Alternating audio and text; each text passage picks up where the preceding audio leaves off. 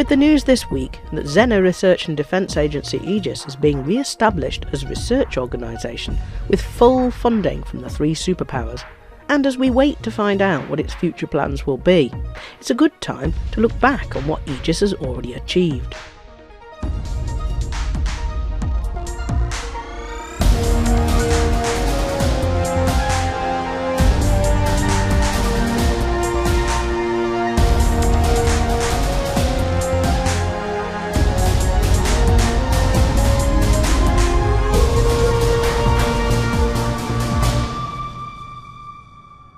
Its defence wing was totally shut down.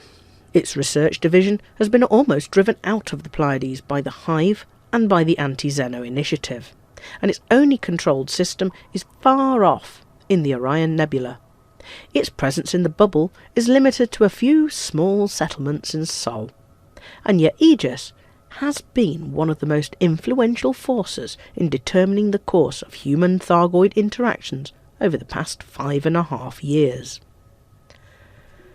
Thargoids had been an almost forgotten threat for years. The first publicly known encounters with the octagonal alien spaceships were 184 years ago in 3125. It was only recently that we discovered that the first encounter with Thargoids was 14 years earlier than that, in 3111, when Azimuth Biochemicals came upon Thargoid barnacles, scouts and interceptors near the Coalsack Nebula. And the sudden disappearance of the Thargoids in 3250 was also linked to Azimuth Biochemicals. Working with the secretive Intergalactic Naval Reserve Arm, they together used a mycoid virus to almost wipe out the Thargoids. But then, much more recently, evidence of the Thargoids started to appear once more. First, in May 3301, the Federal Navy discovered alien objects, known at the time as unknown artifacts. Canon Research, in the spirit of scientific inquiry, liberated one of these highly corrosive artifacts from the Federation and conducted experiments that showed that the artifacts were scanning ships and transmitting coordinates. 8 months later, barnacle sites were discovered, and the mysterious and valuable meta-alloy fruit that could repair damaged technology. By early 3303, it became apparent that the Thargoids had returned. They were not initially hostile, but their huge interceptors were a potential major threat to human commerce in the Pleiades. And there were surface sites too, unbelievably huge, full of eggs, and some still partly functional, looking suspiciously like very, very large, crashed Thargoid spaceships. There was enough going on, particularly in the Pleiades, for the superpowers to decide there was a need for a joint research programme. After the discovery of meta-alloys, the Empire and the Federation had been jostling for influence in the Pleiades, and the risk of the Cold War turning violent was probably also a factor. On the 5th of August 3303, Professor Albert Tesreau of the Achenar Research Council announced the formation of Aegis. Drawing on resources from all three superpowers, Aegis would research the artifacts and the barnacles for the benefit of all mankind. Aegis was based in Sorbago, but it quickly established a forward research base, Donar's Oak, in the system now known as Delphi. As the weeks passed, reports came in of the Thargoids attacking more military convoys, possibly because those convoys were transporting harvested meta-alloys. They started using Thargon swarms, clouds of small explosive drones, to target their enemies. In response to its sponsors' wishes, Aegis evolved into a research organisation with a large military division, headed up by its military liaison, Admiral Aidan Tanner. Aegis acknowledged that many people would be saddened at the change of remit, but committed to continue doing science, only with guns. In September 3303, Aegis started a programme of weapons and countermeasure development that would benefit humanity immeasurably. They sponsored Liz Ryder to develop AX missile racks. They sponsored Ishmael Palin to develop a xeno scanner. They sponsored Todd McQuinn to develop AX multi-cannons. They sponsored the Dweller to develop the remote release flak launcher. They sponsored Elvira Martuk to develop the shutdown field neutralizer. They developed decontamination limpets.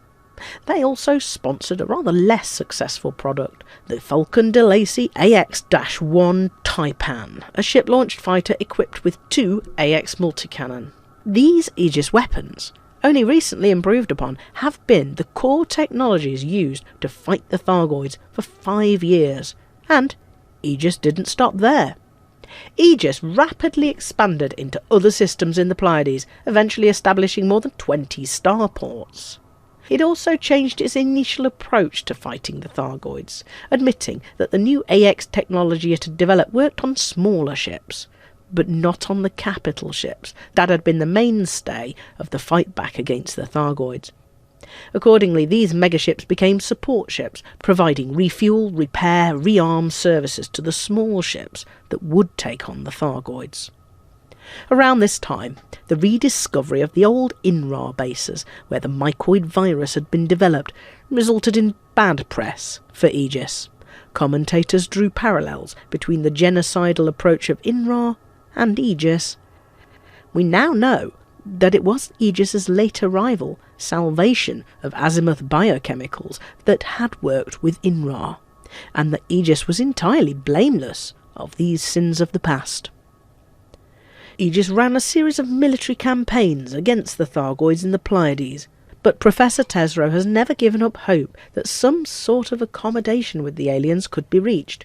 She continued to sponsor research into Thargoid sensors and probes, and Aegis continued to study the Thargoid surface sites with their extraordinary map rooms.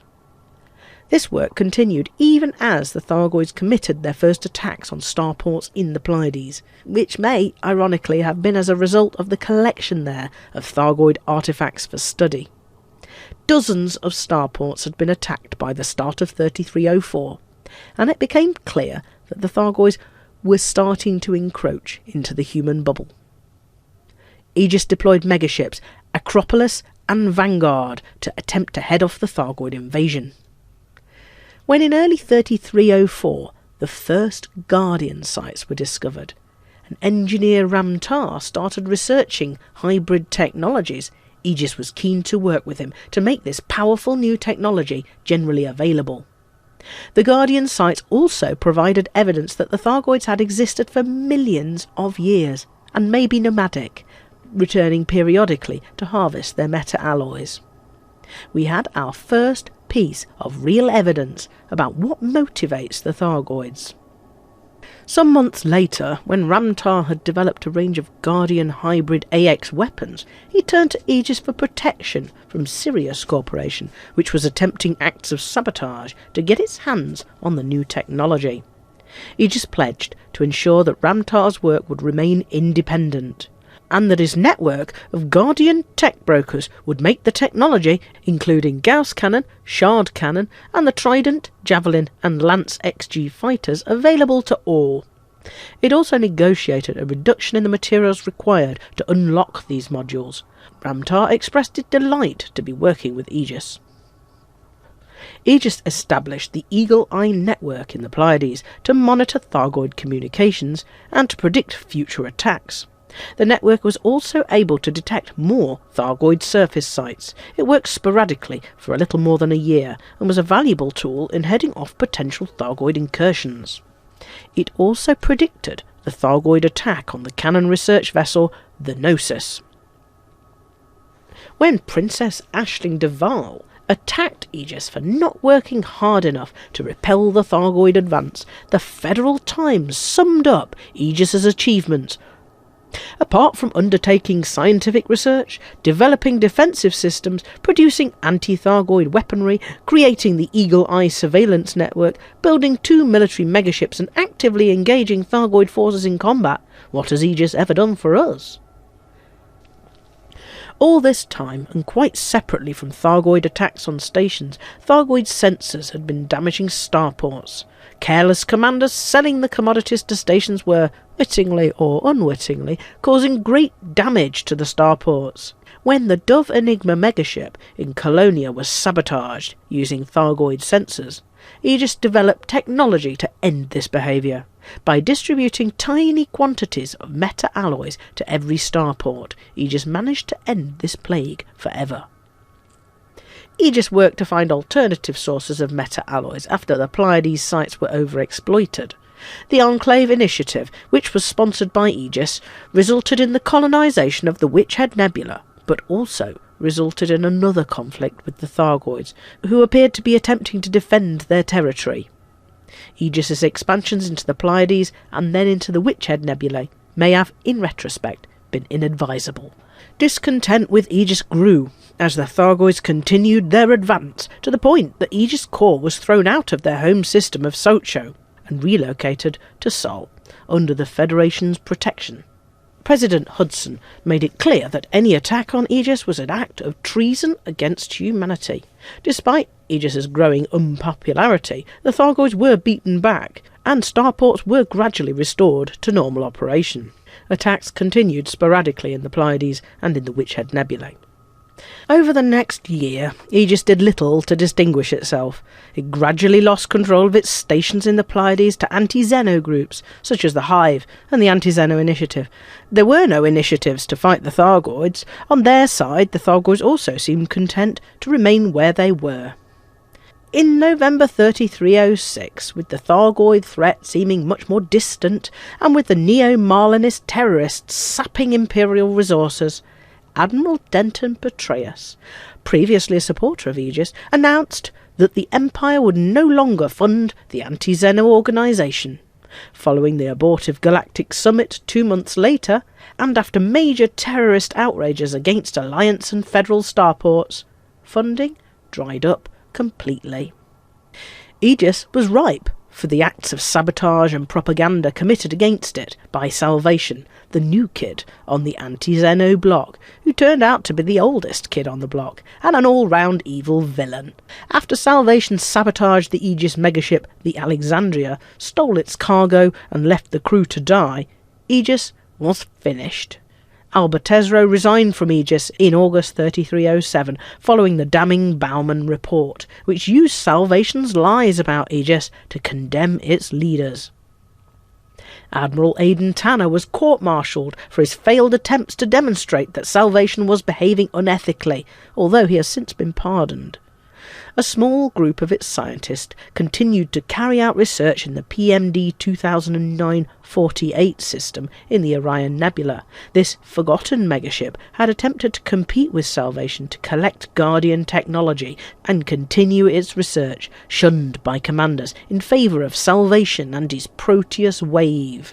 The Archimedes and its crew have colonised the system and are one of the last remnants of Aegis. Until now, with this week's announcement that the Empire, the Federation and the Alliance are once again willing to fund a streamlined, more efficient, science and technology-focused Aegis, work has already started to build the tools we'll need to enter the Thargoid maelstroms, to find whatever is at their core, perhaps something like those huge Thargoid surface sites that have intrigued us for so long, and to persuade the Thargoids to leave the human-inhabited bubble. It's too early to say whether Aegis will repeat its mistakes in setting up colonies in Thargoid territory.